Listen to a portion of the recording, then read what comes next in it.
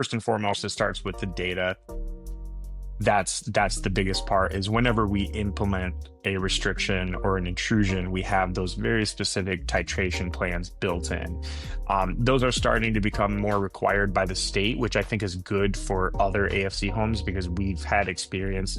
I had experience in 2019 where I walked into a new situation with in a new county, and this individual had 11 restrictions in place. But then when I went through with a fine-tooth comb, I only was able to justify 2 of them based on data and clear documentation of, a serious threat of harm to somebody else or themselves. So 2 out of 11. Over the last several years, there's been a huge push to get people out of hospitals.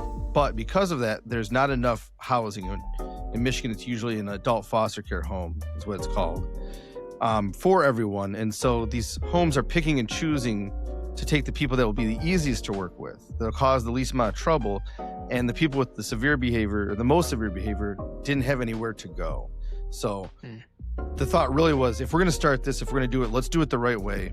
Let's start homes for the most intensive consumers, and also really have the highest level of care to show what we can do as behavior analysts in this type of setting. Hey, really quick, before we start, Cooperant Learning is a project of Sparks Behavioral Services, LLC, an ACE-approved continuing education provider for BCBAs.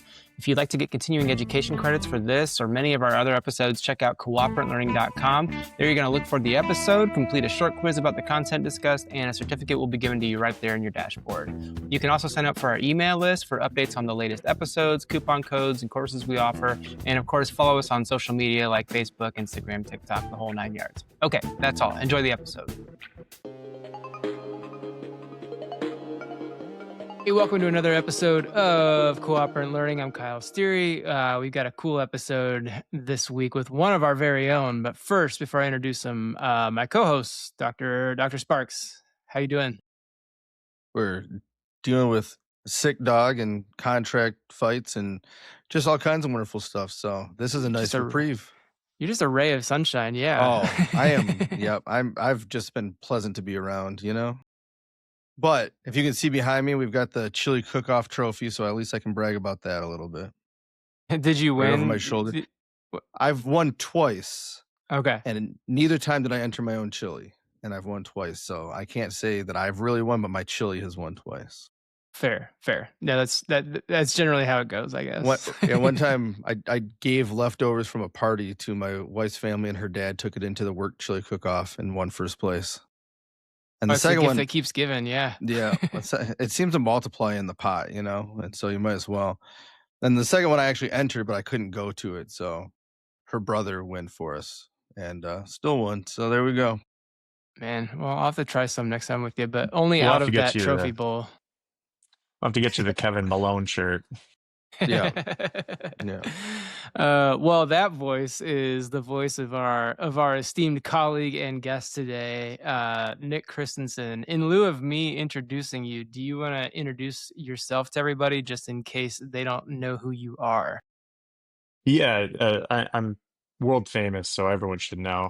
So my name's Nick. I'm a BCBA here at Homes Residential Care. Started with the Spark side. Was there for about 6 years, and then I jumped over to the Homes side, which we're going to talk a lot about today.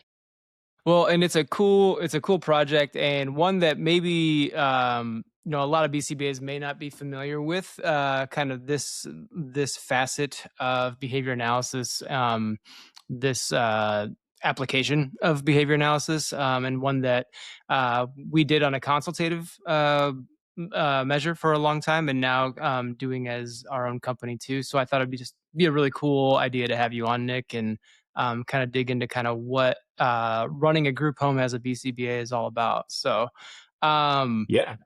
And Dr. Steve, I don't know why I keep calling you Dr. Steve. Steve. Am I your child dentist? Is that what's going on here?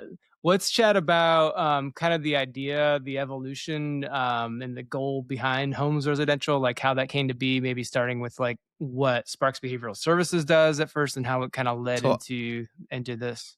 So I was born. No, I'm joking. So we'll go back to like kind of the beginning.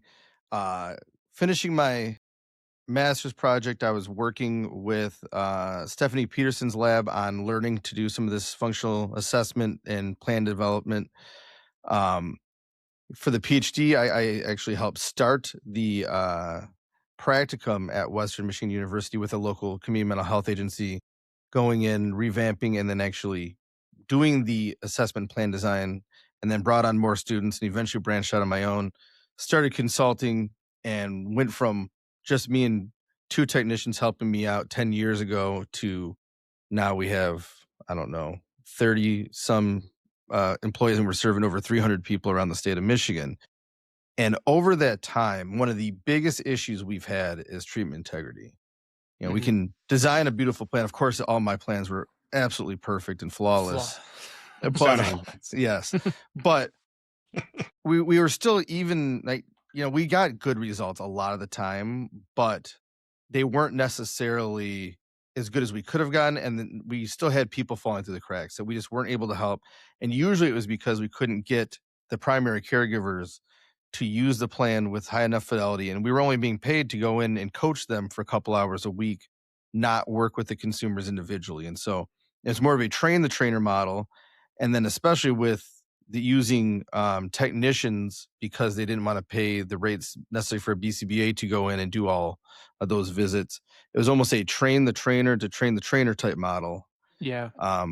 Some of our contracts do allow our BCBAs to do everything, which is very nice, but things were lost along, you know, the process. And like I said, maybe a third of the individuals, we just weren't having the success that we should have or wanted to have. So the last several years, it's been kind of the thought, we can't control other people's employees. We can't put the contingencies in place to, you know, we are very much a reinforcement-based company. So we really want to provide incentive and reinforcement, you know, create those motivating operations to do your job in a good way rather than punish those who don't. But we if you're not controlling those contingencies, you can't necessarily get the level of care or the level of performance that you're looking for. There was a study, and I'll probably say this not quite perfectly, but I believe it was Balcazar 1984, 1985, something like that. I remember from my psych of work class with Alice Dickinson. And this is a large analysis of many different projects and a lot of different studies, true meta-analysis, that the major takeaways are feedback only works if you also control those contingencies. You can control the outcome for the individual as well. And so the idea early on with these homes is, what if we have our own homes where we can actually tell staff, hey, you have to meet mastery criteria. You have to use our behavior plans adequately. But that's going to take a little more cost. And we're trying to figure out where to go. And over the last several years, it's been a huge push to get people out of hospitals. But because of that, there's not enough housing. In Michigan, it's usually an adult foster care home, is what it's called, for everyone. And so these homes are picking and choosing to take the people that will be the easiest to work with, that'll cause the least amount of trouble. And the people with the severe behavior, or the most severe behavior, didn't have anywhere to go. So the thought really was, if we're going to start this, if we're going to do it, let's do it the right way. Let's start homes for the most intensive consumers, and also really have the highest level of care to show what we can do as behavior analysts in this type of setting. So the starting off, the model is increase staffing levels for these frontline staff who we're training to be our, if you go back to the Jack Michael and Ted Ion paper, the behavioral engineers, or as we talk about now, the technicians, and then a BCBA there full-time working on, you know, skill development, as well as teaching staff how to prevent and react to problematic behavior. And so started this a couple of years ago with one consumer who is really high in need. We've increased it to a couple locations now, and we're just kind of hope it keeps growing and take it from where it is at this point. But we're still kind of getting our feet wet at a full-scale model rather than just providing staffing and trying to help one or two people at a time. And part of that, those feet getting wet is Nick stepping into his role. Nick, do you want to just kind of describe what it is your current position is with homes, and kind of what it is that you do on a day-to-day basis. But part of this episode is really discussing kind of like, now that we have this, like how can behavior analysis make a difference in group homes? And so this is part of that. So what is your role with homes? Yeah, so on a fundamental level, my role right now is just overseeing the other BCBAs and checking in, making sure that everything they're doing is in lockstep with what we want to do behavior analytically, what we want to do ethically, um, even culturally, because that's something we'll probably talk about later. It's just making sure our culture is in a good spot. Um, when I first started, as Dr. Sparks had said, I started with just kind of having this one home. I was the BCBA in that home. And so um, as we expanded, I had I was kind of pulled in other directions, and so we were able to find some BCBAs who were very hungry to start this kind of role and have this kind of new, because it's a niche. It's just not a very common Yeah. role you're going to find in behavior analysis. The bulk of the work is in with kiddos with autism, and it's just when it comes to the adult side, it is very limited.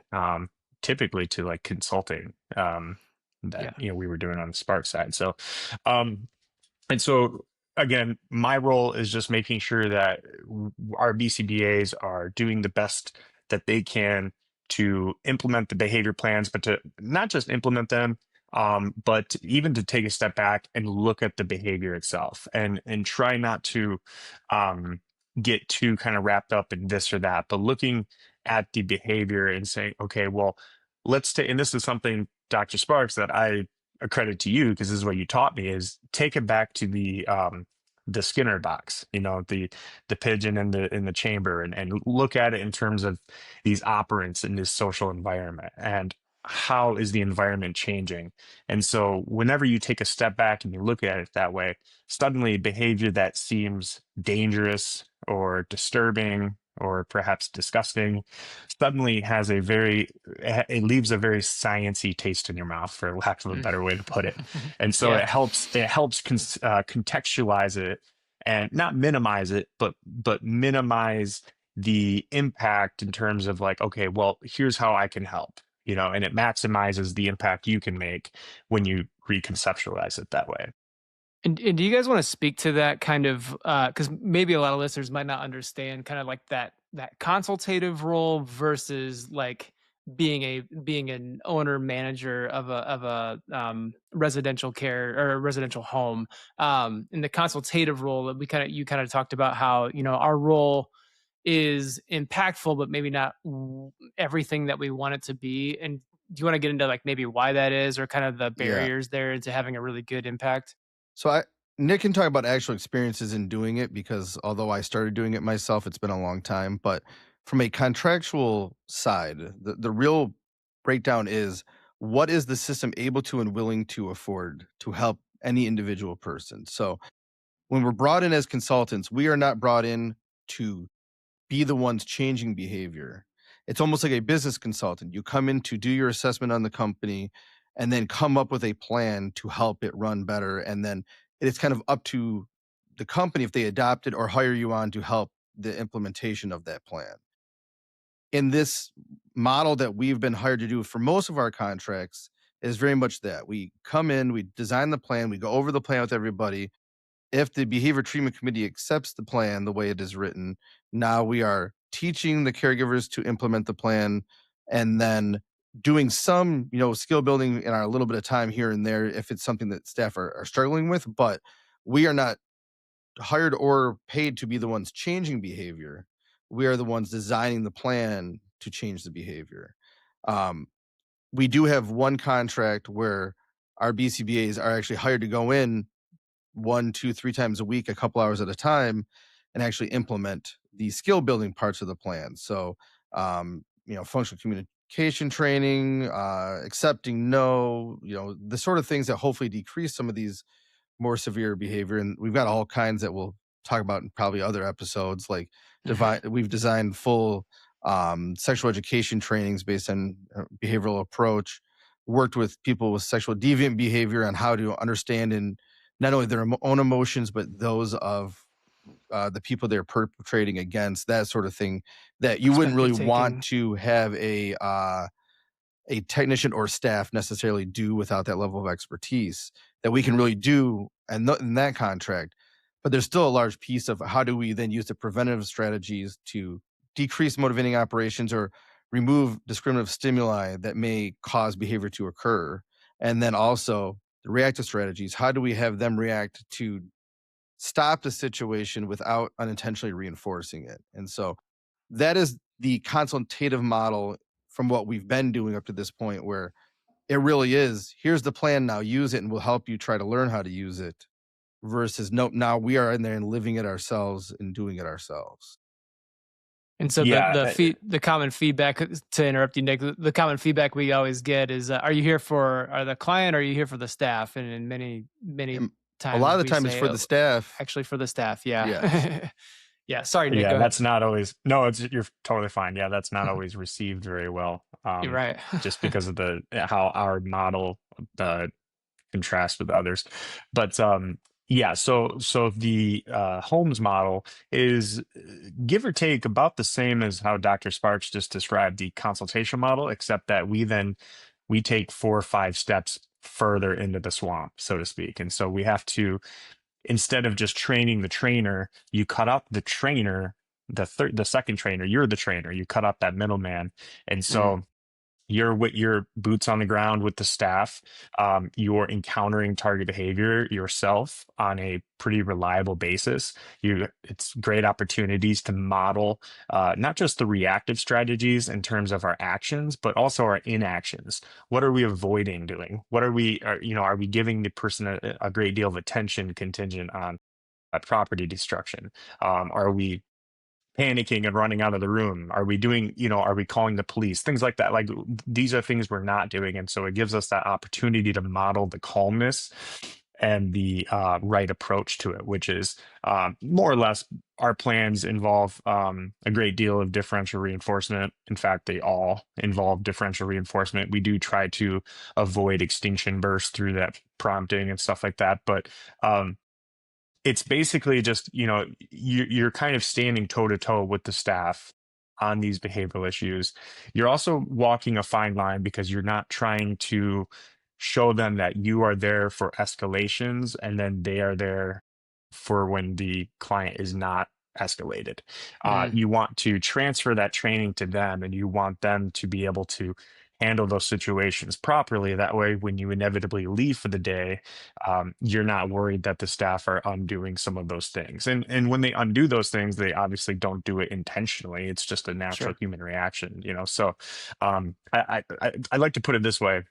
We have a lot of new staff who come in, and they look over the plan, and they meet with me, or they meet with our BCBAs, and one of their questions is, you know, why wouldn't I call the police if they're hitting people and they're hurting themselves? Isn't that what the police are for? And I have to just kind of give them a gentle reminder that in every other walk of life, yes, that is correct. That is what you would do. But in the context of the work we're doing, that is not what we're doing. That's not normal, quote unquote. We have to train you to be not normal.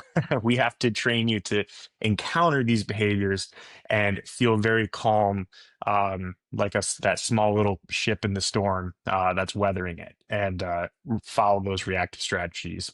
And to help, I think, them feel better too, I always tell Nick he has to give his first example of walking into, and maybe not the very first home, but one of the first homes is a BCBA. And he calls me an hour later, just like, I don't know if I can do this. I don't know what's going on. What was it? What was that about? I was a technician. It was my second day at the company, and I wasn't new to behavior analysis, but I was new to it with adults, and I didn't have a face to go with the name of who I was there to see. So I walk in and I kind of greet the whole room. Hi, how you doing? One of those individuals stands up and runs right at me and gets me right in the face with a closed fist, and broke my glasses. And then he kind of ran off, and I kind of looked around and I'm like, that's him, right? That's who I'm here to work with. And they're like, yeah, that was him. And so the good news is that because I didn't respond, there was a lot of attention seeking to that behavior, but also some Mm. escape contingencies as well, because typically people would leave. I didn't give him attention for it and I didn't leave. He never hit me again. And that kind of gave me that courage to be like, oh, well, I can do this, because Yeah, I didn't feel it either. It wasn't until 2 hours later that I felt it. and I was a nice boss, and I may not have bought him new glasses, but I did tape him up for him. So there was that. He got LASIK for me. No. Yeah. There you go. That same consumer went in one time myself, around the same time as I believe I designed the first behavior plan, and gentlemen, just to try again to escape our interaction and not have to engage with whatsoever, just stripped naked and started running around the living room. And staff are sitting there wanting to call police, wanting me to, physically manage this person. I'm like, it's not hurting anybody, So like, nope, just gonna keep prompting you to put your clothes back on or go to your room, because those are the two choices that you can do in that situation. And I got hit a few times because I wasn't reacting to it, but I didn't react to getting hit either. And after a few minutes, put his clothes back on and sat down, and it was no big deal. And he just went about the session like nothing happened. And so that is the sort of thing that we're trying to coach staff. An example I often use too is if it's ever a real danger to anybody, staff, another consumer, or the client themselves, you have to sometimes not use necessarily behavior analytic techniques, but physical management. So there's programs like Safety Care and CPI where it's a 2-person assist. You put your arm under, gently hold their wrist, and just physically stop them from running into traffic or grabbing a sharp item and hitting you with it. But you're not physically restraining them, holding them down, anything like that. Well, and that's a good segue to like the discussion of restrictive practices too, or restrictive techniques. Was there more you were going to say on that, Steve? Yeah, I Sorry. was just what I try to really hammer this point across about there are ways to respond without reinforcing the behavior is, all right, you have 2-person assist going on. Talk to the other person about your weekend or sports or the weather, something else going on, to make it very clear that you are not attending directly to this other than what you need to physically. And then, deliver a prompt every 5 seconds or so of some behavior that will give you a sign that they are now willing to stop trying to assault or run into traffic or whatever the target behavior is. Like, put your hands together, relax your shoulders, whatever it is. And obviously it's going to depend on the person and their verbal behavior repertoire. But now we are attending as little as possible, trying to be as neutral as possible. Like, hey, you're not bothering me. There is no attention reinforcement if possible, except I'm delivering a demand which may have an actual punishing effect. And now as soon as you do the behavior, you follow that instruction, we can reinforce you're following the instruction and be done with this situation. And so that's the level of intent with the designing of these interventions that we're talking about with that sort of thing. Is how can we avoid any and all forms of reinforcement while also keeping people safe and teaching them appropriate behavior to get the reinforcing outcome they're looking for. And to be clear, Yeah. those interventions, as far as crisis interventions, are in situations in which the threat of harm is Yes. imminent and likely. All of our staff are always told it's only if there's a very high likelihood of someone being significantly injured. It is not just to use because you don't want to deal with this situation. A lot of homes we've been going into over the years, it is just, nope, I don't like this. We're gonna put you in a hold. And no, we very much say this is restrictive. We don't want to use this. It's not behavior analytic in nature because it's not actually addressing the contingency that's involved in maintaining that behavior, but it is what we need to do to keep you safe. And then we will reinforce any and all behavior that allows us to stop doing this. That falls in line kind of with my next prompt, is how people might not realize how normalized restrictive practices might be. A lot of people might not even realize they're engaging in something that's restrictive inherently, or they might think, we're just keeping this person safe, or, these are just like, this is just what we do. But a lot of times we walk into scenarios where, by definition, a restrictive or intrusive practice is being normalized with or without approval by behavior treatment committees and things like that. Do you, and Nick, maybe you can address this, how we might prevent those restrictive practices from one being normalized and two how we would go about making them or like fading them out so that they're not even necessary anymore when they are in need, and maybe talk about when those types of practices are necessary too. Lots Yeah, of questions so there. Sorry. yeah, no, you're good. So, I mean, first and foremost, it starts with the data. Um, that's the biggest part is whenever we implement a restriction or an intrusion, we have those very specific titration plans built in. Those are starting to become more required by the state, which I think is good for other AFC homes because we've had experience. I had experience in 2019 where I walked into a new situation with in a new county, and this individual had 11 restrictions in place. But then when I went through with a fine tooth comb, I only was able to justify two of them based on data and clear documentation of, a serious threat of harm to somebody else or And themselves. I'm So going to butt in two out of here. 11.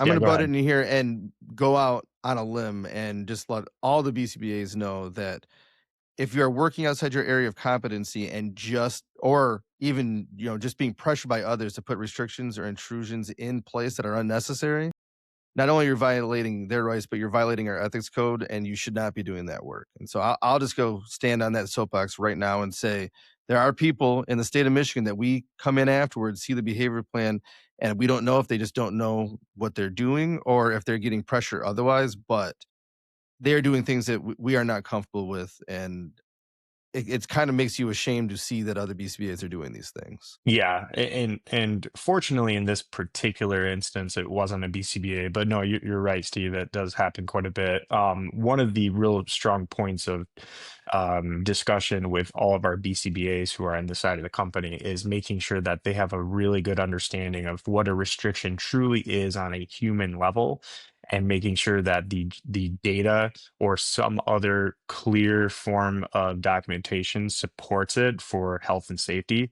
And even if that's the case, before the state required these more intensive titration plans, that's something that we just had made a habit of in the first place.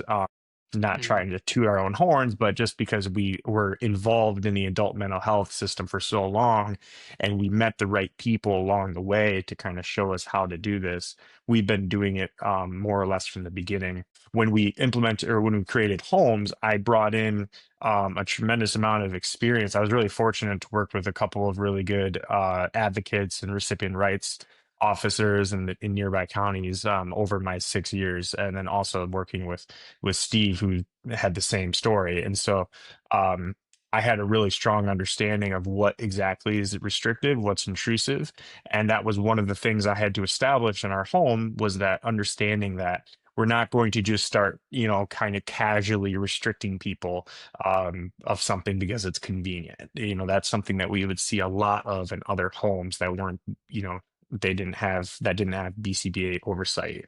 Yeah. And so that was a big important part of our culture, was valuing the consumer as a person and making sure that if we are restricting them, it is in the fairest, most effective, minimalist way possible. This has been kind of a battle I have been personally fighting since I started doing this. We took over every contract we've gone into for people that were not behavior analysts designing these behavior plans. And they very much were, I'm going to design this plan. It should fix it if you use it, but here's the restrictions you need just so you're not in trouble. And we'll come back in 4 months and check in on you. So it was quarterly reviews, once a year behavior plan, and everybody just use it as a venue to have these restrictive practices put in place to make the home easier to run. And I said, no, if we're going to do this, the only way I will work with a contract is if we are actually getting to go in there, try to change behavior in a meaningful way and help this person have more autonomy and move to a less restrictive environment. And our goal should always be complete and utter, freedom in the community, do what you want, live on your own. Now, depending on someone's verbal behavior repertoire and some other constraints, they may never get there. But our plan should always be towards that goal. And if we meet our contracted goal before that and we don't get to keep working with them and keep trying to meet that goal in the future, so be it. At least that is still what we are working towards in the first place. So like I said, they were not behavior analytic. There was usually a clinical psychologist or a social worker that were designing these behavior plans, and they were not meant to actually change behavior. And so that has been my major push for the last decade, or actually closer to 15 years now, is really going in there and just fighting for helping people, not just checking a box because that's what someone requires. Yeah, you think Yeah, about how much can happen in 3 months, Yeah. like, from one point to another, the amount of turnover alone, much less training and, fidelity and treatment drift and all that stuff. Sorry, go So ahead, Nick. I was gonna say, no, it's okay. just to Go bore ahead, Steve. people Yeah. even further before I let you guys change the topic, I wrote my dissertation on staff training because it's just so exciting, It's very And exciting. there was one study that showed like the actual timelines for training. I believe it was psychiatric nurses, but it might have been other caregivers to implement or learn and master the plan of service. And it wasn't even a behavior plan. I don't think. I think it was like how to correctly maneuver patients and stuff like that. Um, and that showed it took between I think 12 and 20 feedback sessions to help that person use a plan that is much simpler than what our plans tend to be, because we're changing a lot of different behaviors and there's a lot of nuance.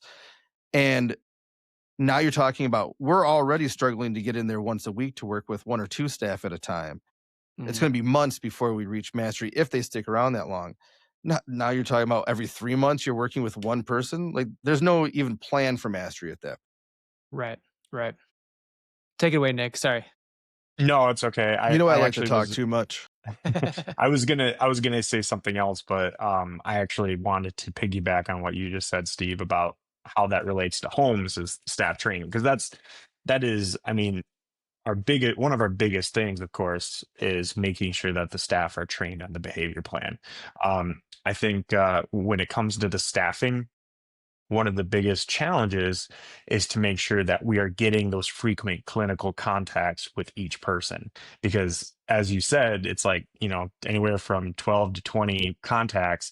And so we have to make 12 to 20 contacts with each staff person, and each home could have upwards of 40 staff members. And so that's why we really try to keep it where it's one single BCBA working in that home, because their job, 80% of their job is just getting in there, training the plan, and then documenting the data, graphing the data. We have the staff actually take the data for us, so we graph it, we look at changes in the trends, and what changes need to be made. One of our BCBAs just created this really cool new document that is going to actually track the trends based on shifts, and then also track outlier data. And so that's going to be, I think, something that's going to be really interesting to look at. And then the other part that's really important for us as a company is making sure our home staff, they maintain a positive culture, because it's very hazardous work conditions. It's not your typical role that you're going to walk in 9 to 5 or 5 to 11 and do. It is at times very difficult. And so we have to install the necessary contingencies to actually make sure that staff are staying in the more positive mindset. They're communicating positively.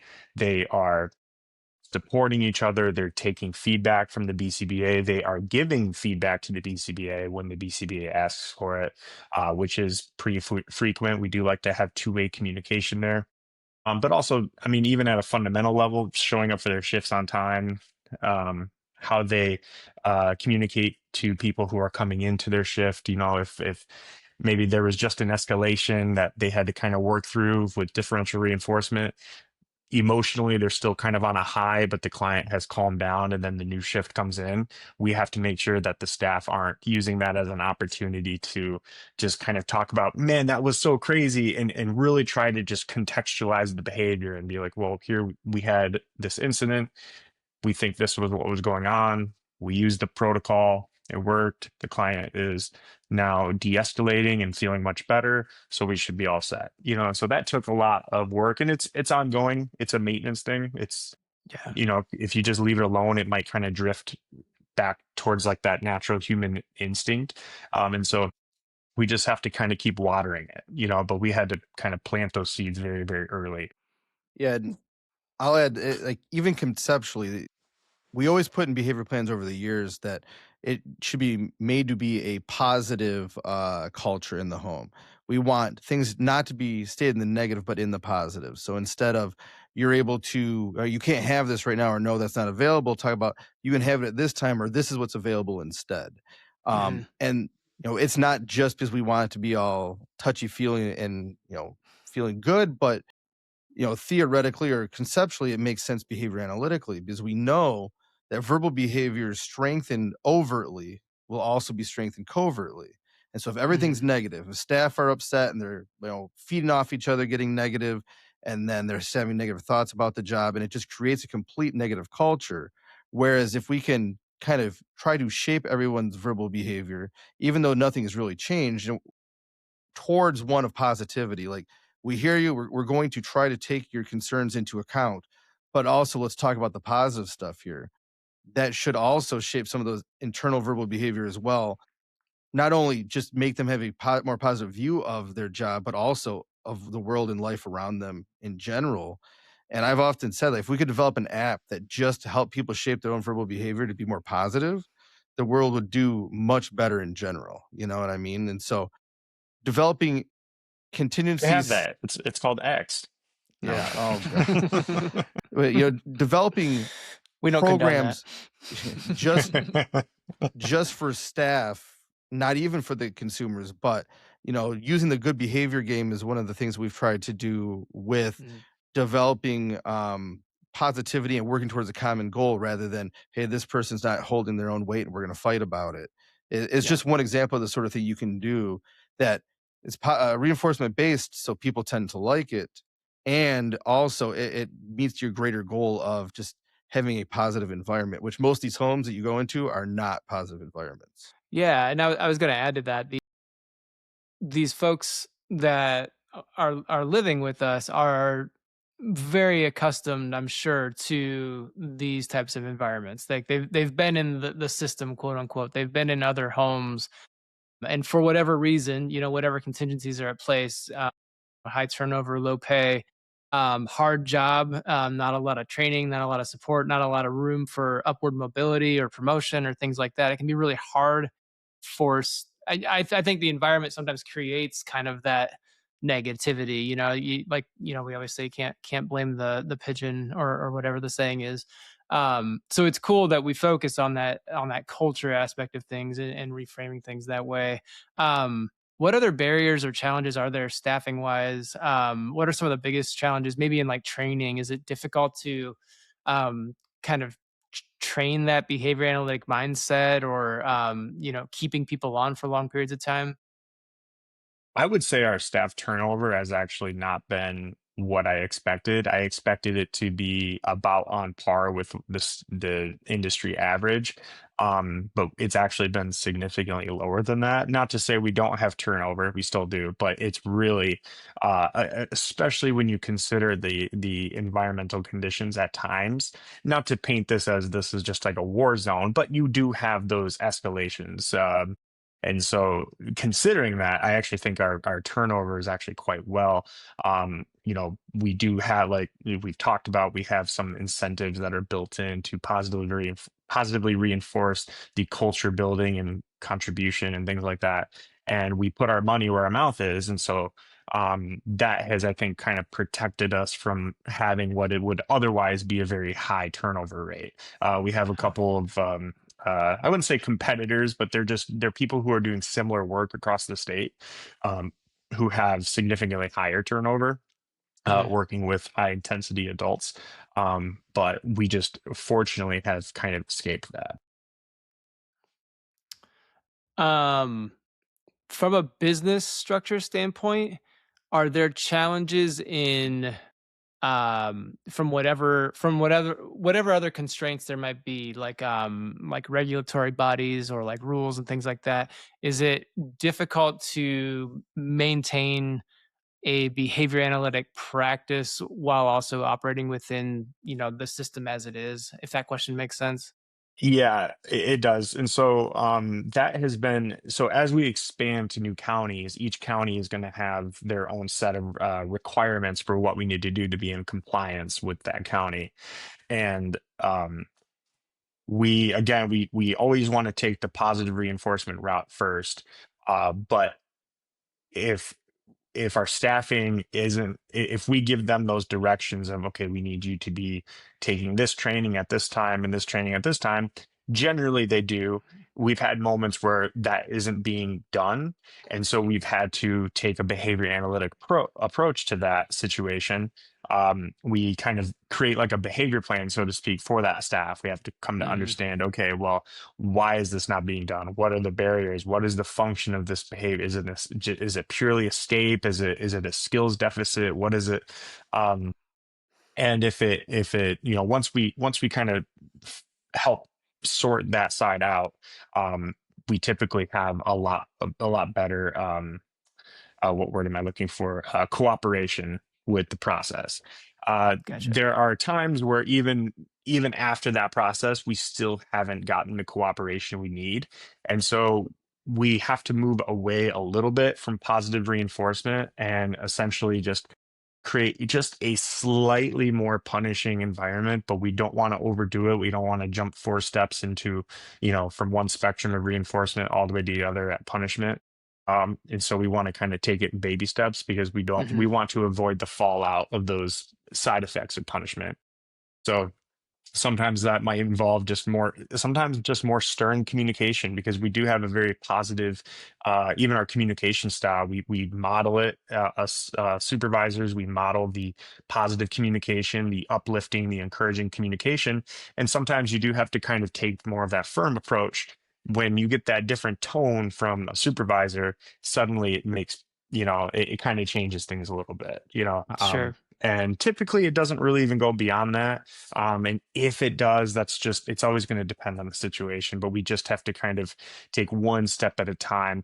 But we try not to. We try to, and then we also differentially reinforce that cooperation, because as soon as we see signs of cooperation, we immediately alleviate that somewhat punishing environment and revert it back to that more reinforcing one. Yeah, Okay. Gotcha. I'll add. So we had a organizational behavior management expert, and he also had some training in HR come on and work with some of these designs first behavioral services for the first company. And the general idea is we never want to, fire anybody, get rid of them. We want to kind of get their behavior to match what we need if possible. And so if there is major issues or insubordination or just, obviously not trying to get with the program, for lack of a better term, um, what we would do there in that situation is basically design a behavior plan and like, okay, what do we need you to do to match and show that you are working towards matching what we need. And part of it is, putting in an effort for some skill building and or showing us the techniques, but actually having a permanent product to show that that is being done. And so, although it is not the intent, there is kind of a punitive side to that, where it is Mm-hmm. putting extra effort into the job that you didn't need to do in the first place. But it really is meant to be, we're, putting in this program for you to then receive the reinforcement at the outcome and for progress along the line. So we really are taking a very behavior analytic approach to these issues as much as possible. And this kind of falls in line with, put it up on the screen there, Connie's question, Dr. Raymakers. I'll kind of summarize it here because it gets cut off on the screen there. But kind of like what we're talking about, what other OBM practices have informed homes as a practice as we design these systems and things? So a Go ahead, lot of Steve. it a lot of it started off with the Sparks Behavioral Services side and what worked and what didn't. And like I said, we hired a OBMer to come in and help us design these systems. And so there was a full systems analysis done. We, broke down each job role, figured out, are they training issues, are they motivation issues, what can we do here and there. And so we've kind of taken those that we've learned from the other company and applied them to this. Hmm. But more of my area of interest in OBM and what I spent more time studying were some of these individual interventions that were used to help run a company more smoothly. And so there's a lot of data on things like lotto ticket systems. If you have this extra reinforcement, you can win or earn a lottery ticket for hitting your normal benchmarks. It's not about going above and beyond, just doing your job normally. And it costs the company $1, but that opportunity to win $1 million is way more reinforcing than the dollar they could have given you. Then using that to your advantage to build in and create motivating operations where they may not be there. And so we're not using lottery systems, but instead we have where each frontline staff can earn up to $5 an hour extra based on hitting certain benchmarks. That base goals. pay, you have to be very careful doing this too, because that base pay is the base pay. If they start expecting that extra $5, now that is what they're making. And so you're actually punishing them by not giving them the $5. So again, it's all about presentation and the way you talk about it. But we can then change that around. Like, okay, people aren't showing up on time. So now $2 of those dollars are, contribute to your ability to check or clock in on time and be ready to work on time. So someone else isn't being stressed out that they can't pick their kids up when they need to. And so it really is about creating MO and incentivizing to do what we need them to do and what we hired them to do, rather than about asking people to go above and beyond. Because I don't know how many people are familiar with Office Space, but we are not a 16 pieces of flair or more type company. I understood that reference. That was one of my first recommendations. Let's get flair involved, and but not the bare minimum. So to answer the question a little bit more clearly, we really want to break down each role and figure out who does what and how it works best. And that's always going to be a work in progress as we go from a small team to a larger team, and then more locations, and figuring out, okay, we actually need an administrator overseeing 3 homes, because once you get to 4, now things start falling apart. And what those processes all are will be new to us, and we have to evaluate them as they go.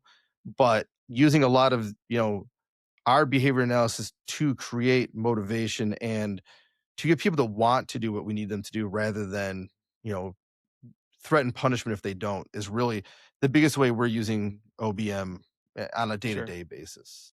Sure. Yeah, and from my perspective, so I don't have anything to compare it to, because this was my first administrative role. And so I didn't come from any of that previous experience at Sparks from a personnel side. But what I can say is that when I approached this new company and we were looking at the processes and it was always OBM based, it just made so much sense to me. And the thing that I like the most about it is clearly defined. Anytime there is we're seeing compliance in a specific area, and we're seeing cooperation from everybody. We're also looking into having some additional kind of like a kudos system that's based on like a lottery, where each time you do something for a coworker that they appreciate, they put your name in the bucket, and then that's a drawing. So it's not really about who has the most kudos. It's just about who has the most entries into the drawing to then earn the kudos. And as far as what that kudos will look like, we're still figuring that out on the back end, but we want to try to maximize it to our company's budget, something that would be meaningful to them, and not something that like Hawaiian Shirt Day, another Office Space reference for those of you out Pizza there. Party. There's two interesting sides of that, really. One is we had an employee who asked if we could do this incentive system, employee of the month, do some public recognition. But it reminds me of being in elementary school, where if I got the bad group, I wasn't going to even bother trying to win the competition, because I knew my group never had a chance. So why am I going to put in the effort? If 1 or 2 people are always winning that, then you're actually going to potentially punish others trying to win that award. Then secondly, if it's just an entry system, public posting can be aversive to people. Either they don't want the attention for the positive work. Sometimes I feel weird about people praising the work I do. That's my problem, not theirs. But, and also, if you're not quite getting as many kudos, but you're still getting some, we want that to be reinforcing as well. And so showing you at the bottom of that list could have a punishing effect as well. So it really is, how can we have and take these traditional, reinforcement or supposed to be reinforcement based work type activities or interventions and use them in a way that you're very unlikely to have a negative effect, but they'll still maintain any potential positive effect. Yeah. Yeah. Mhm. That adds up. We are nearing that 2 o'clock hard stop here. Um, my last question, redesigning, if you had the opportunity to redesign the adult service system from a structural level or from a systems level, and keeping in mind this idea of trying to promote least restrictive and most opportunity for autonomy and all that stuff, what changes would you make to the system in order to better support people and help them live the lives they want to live? Go ahead, Nick. I'll let you go first. It's And a then loaded question. I already said the Hawaiian shirt thing, so I'll skip that. But um, no, I think I there's a lot to it, so I'm just gonna keep my answer down to just one thing that I wish we could change is that I just would want the mental health system to have more. I just wish there was more of a behavior analytic approach. It doesn't even necessarily have to be behavior analysts, but that more analytical, data driven, process driven approach that doesn't vilify behavior. It tries to understand the context. There's been some improvement in that area, but when I had first started, that was when we would walk into homes, we were usually the first person that anyone would speak to when it came to fading restrictions based on data, skill development, all that kind of stuff. So I think that's where if I could redesign it in one spot, it would be there. Steve? I'm going to agree with you, but kind of restate it. It's not necessarily behavior analytic, but it's the culture shift. You have to change behavior at all levels of the culture. And so it's going to be from policymakers all the way down to the people in society changing their view of this culture to really make it a true shift. Because what we see now is people go in like, hey, this doesn't work. We're going to change this rule without understanding the system as a whole. There's all these ripple effects, and it doesn't have the change they wanted, but now throws a wrench in 5 other processes along the way. So I think if we went in there and changed, and right now, any and all interventions or types of therapy are good as any others. And even though we may have data to show ours are more effective, the system can't say, hey, these people are better than these, or we're going to like find these ones to be legitimate and these ones not. And so if we just went through and said, we're going to change these approaches, now you have to show some evidence of either having some effectiveness or, show why it may not be effective due to like when we're collecting fidelity data and showing like we can't change a behavior plan because nobody's using it to show it's ineffective yet, that sort of thing. Um, Making it so there was accountability in helping people, not just doing what is necessary to get paid or to bill for it, would be my biggest push. And so I'm not going to say one therapy is better from another. I took a lot of behavior therapy classes just to learn about them, and I can see the overlap between Skinner's behaviorism and these, and then some things don't fit, some do. But if you got all the culture to not just assume, hey, we're just trying to get a paycheck, or at the staffing level, we're like, hey, we've tried 5 different approaches, none of it worked, so we don't want to do what you're doing either. It's just more work for us. It needs to be a change in approach and a change in culture at all levels to really have it be more effective. Otherwise, we're just putting a band-aid on one spot and potentially damaging 2 others along the way. I can give a lot of more examples of things that were done for that as well. State of Michigan decided for technicians working in these types of roles, hey, what would make them better is if they were BCABAs.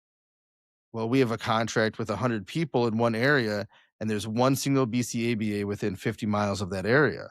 Yeah. So now, instead of making it so someone is better trained, now we just can't perform our duties the way we're supposed to in that area with the staffing we have. And so on paper, sure, it makes sense. Let's just increase that, but we're not increasing the pay for a higher level of knowledge.